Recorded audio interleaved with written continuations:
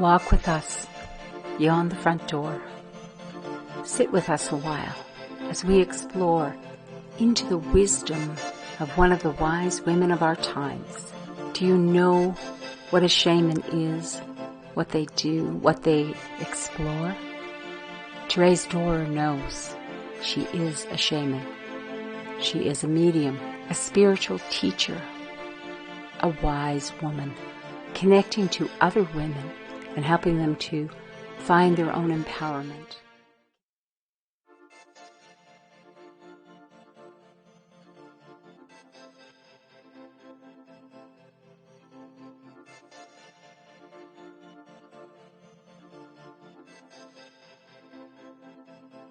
Absolutely.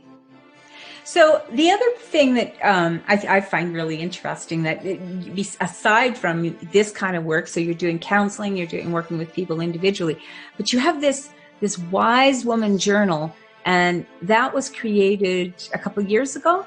Just last year, my girlfriend and I were going for a walk, and we had been working with a journal that had been done by two beautiful women out of Ireland, and we'd worked with it for a couple of years.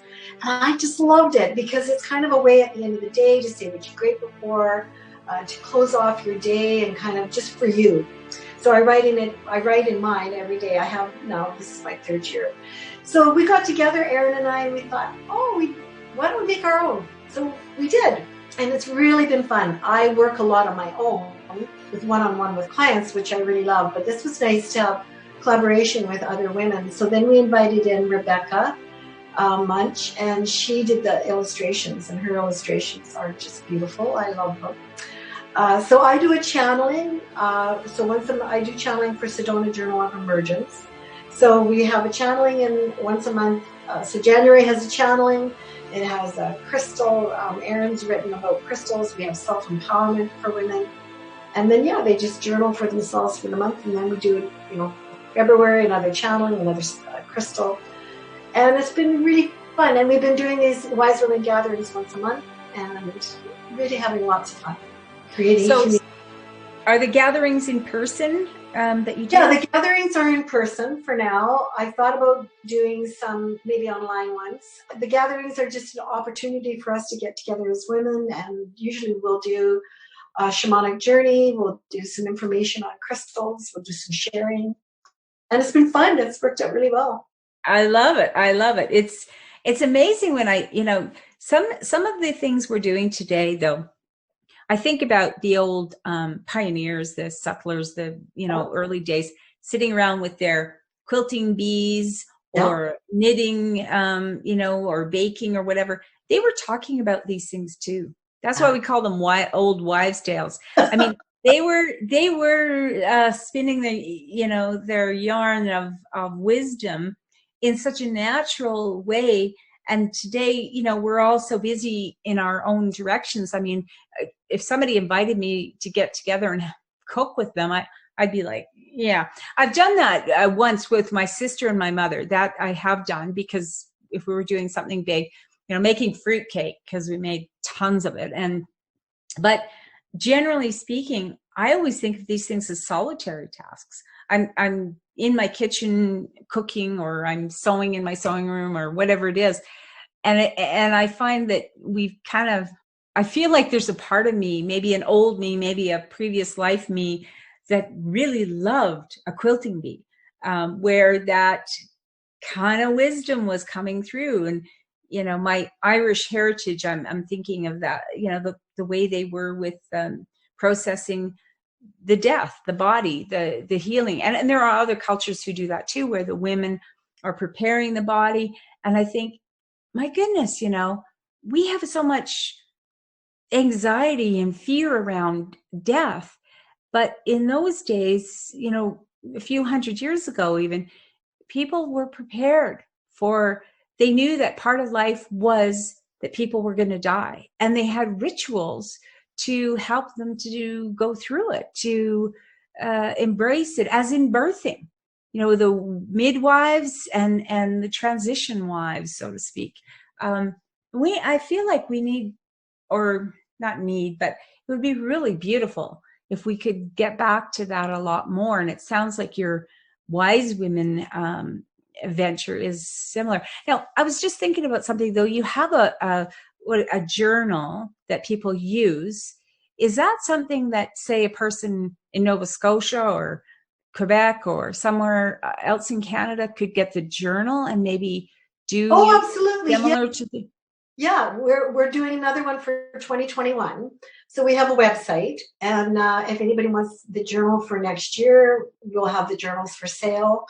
And I sort of see it as a big community, even though we've got the small ones in Kamloops, the gathering. But all these women, because we have women in Manitoba and United States that have the journals. So sometimes I'm kind of, at night, I'm writing in my journal and I think about all these women all over the place, kind of writing in the same journal with the same intention. So it is a way of creating community for women, even if we're not. I love that. Yeah, it's cool. Yeah, it is. It's like the modern day quilting bee. It's just happening because that's the beauty of having the technology we have today, the written work, the internet, www.3wisewomen.ca. So 3 wise women. I like that. I like that. There's a kind of a joke about that on Christ's birth. If it had been 3 wise women instead of 3 wise men, they would have had the supper cooked, the manger cleaned out, and they would have brought all the necessities. None of this incense and. I just thought it was funny. I heard that. It was funny. I love it. Yeah, we have to be able to laugh at ourselves, especially in our human form, which is really funny. The shaman journey and the medium, like sometimes we through media and whatever, we hear about the shaman. So the shaman takes on a different form.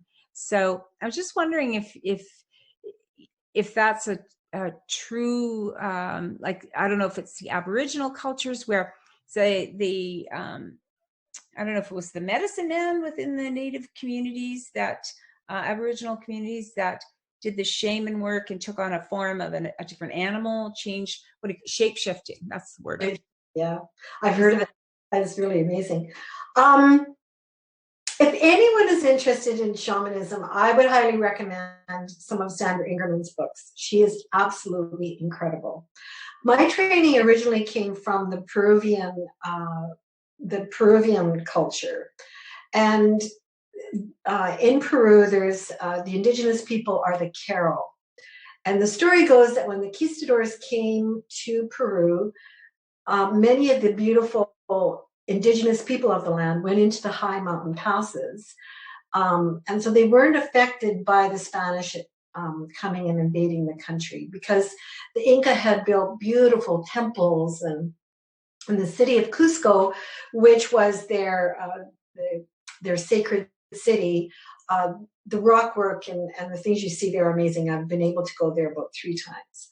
So then the idea or the prophecy was that the Carol would come down when the time was right, when the world was ready to learn this medicine. And in the 70s, they actually did that. And I have a friend that was there actually when they came down, all dressed in their beautiful robes, and people couldn't believe it. And there they were, and with this beautiful medicine. And I've been able to meet some of the shamans from those places. It's about a 3-day walk down to the Sacred Valley for them. And their prophecies were that eagle and condor would come together. So they would teach us, and we would receive that medicine and pass it on. And so it just seems like such a beautiful sacred contract that they had given us permission to use this medicine for our own healing, and then asked us to pass it on. The last time I was in Peru, the chief of the one, he said, we know that our people are dying. There's only 300 of us left in this one community. So we know we have to pass it on. So it's very philosophical, this very idea that, change is coming and we have to pass it on, and North Americans could use this. And really kind of the basis of it is that whole cut off at the neck. We're disconnected from the earth. Just all the things we've been talking about. We're disconnected from our own bodies. And so all of that made so much sense to me that I really embraced it for myself. the one teacher we had, Jose Luis Herrar, told amazing stories about some of the shamans in Peru, and it was just lovely to hear them. But doesn't really transcend to, a white woman offering shamanic healing in her home here in Canada. But what has always amazed me is that magic and power and the power of the medicine can still shift and change people's lives. So I don't shapeshift into a jaguar, but the energy of that jaguar or of that eagle or of that bear can really support us. Yeah, and what really comes to me is this: we have a illusion in our mind about what a shaman looks like, or what a medicine person looks like, or that this certain color skin, certain robes and what have yous. And I mean, it's just clear to me that it's energy, and it can be embodied in any of us, and we can all use these tools. But I think, you've used the word sacred several times, and I think that's really important. This is not a game. This is not something it requires respect and reverence and that understanding of who we are as a spirit and so forth. What is coming to me right now is because, a lot of my focus right now, for some reason, spirit inspired for sure, because I didn't plan to do this exactly, but I'm really focusing on women, empowered women who feel success, and not necessarily in the terms of what society calls success, but her living a really best life. Do you see the coming years as the time when women are going to finally come back to that balanced power where we I'm not a big fan of the matriarchy, patriarchy, one end of the spectrum, the other. I'm a fan of the coming together and really weaving that energy together. So do you see women shifting into our roles more naturally now, gravitating towards it? Do you see that happening in the next 20 years, 30 years? I do. And it's funny, I just want to segue a little bit. When I first learned all about the Peruvian shamanism, I was very enamored by it all, interested in it all, but I didn't give myself complete permission to do this work until I traveled to the United Kingdom. And I went to Wales and Ireland and England. And I recognized, and you were talking about your Irish heritage, that those were the witches. They were the wise women. They were the midwives. They were empowered women. They were wise women. And then I thought, okay, I'm not expropriating anything when I want to play a drum and a rattle and sing songs and do ceremonies, because this is in my blood as well. I'm not an Indigenous woman. I'm not a Peruvian, but I can be proud of my own heritage. And so I think, and again, that's that ancestral lineage working through us. So yes, I really believe that not only, I think we have to give ourselves permission. Women are powerful. We are powerful. And that's just the truth. And so now giving ourselves permission to not keep ourselves small. Yeah. And the world needs the strength of women. You think about the strength of birthing and what's necessary to go through that process. Think of it on a grander scale. We need this power. We need this wisdom. We need the wise woman to be fully embracing who she really is. And I think, for years, women have really conformed to the marketing image of how we're supposed to look, what our significance is in the world. And you could have, certain levels of success if your father or your husband or your brother gave you permission to. And we're still seeing that in the world in some places. But I think that we've had some really great people pave the way for us. And I don't want to say we owe it to them, but my goodness, what a waste of a good paved road if we don't take it, It's just, Yeah, it's true. And I mean, when I first started, I connected with, my wise one, the person I thought was wise one. And when I realized when I did the Wise Women Journal, it was almost 20 years later, that I truly believe every woman has a wise one within them. And I believe that the journal can help to excavate that through journaling, through our pen, through our, doing a little bit of ceremony for ourselves, a little bit of ritual for ourselves, to release some of these old stories that have been told about us that aren't true. That we're not good enough, that we're not pretty enough. And all of that is so ridiculous. And so unimportant. And so starting to get real with each other. So yeah. Yeah, that's what we're doing here. Let's get real.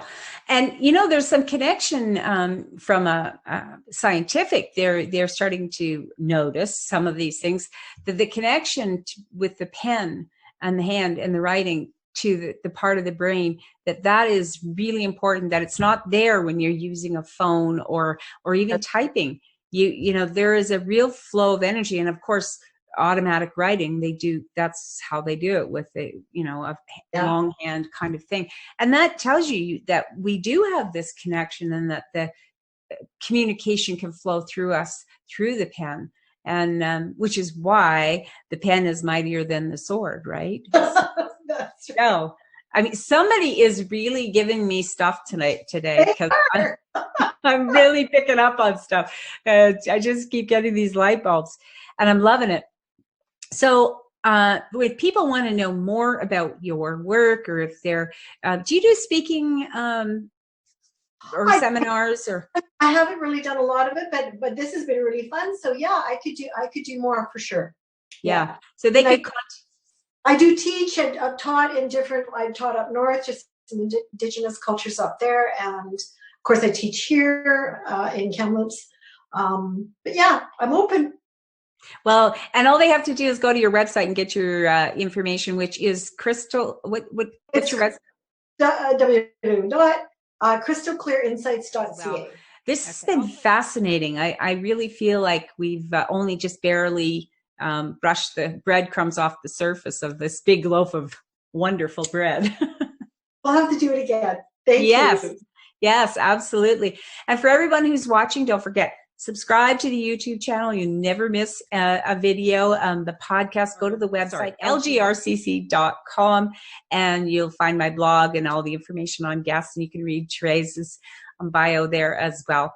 But I just think the time is now, and there's more of us on the planet, more of us waking up, and we can really do something here, something phenomenal, something wonderful, especially with wise women to share with us. That's the beauty of it. Thank you so much, Therese.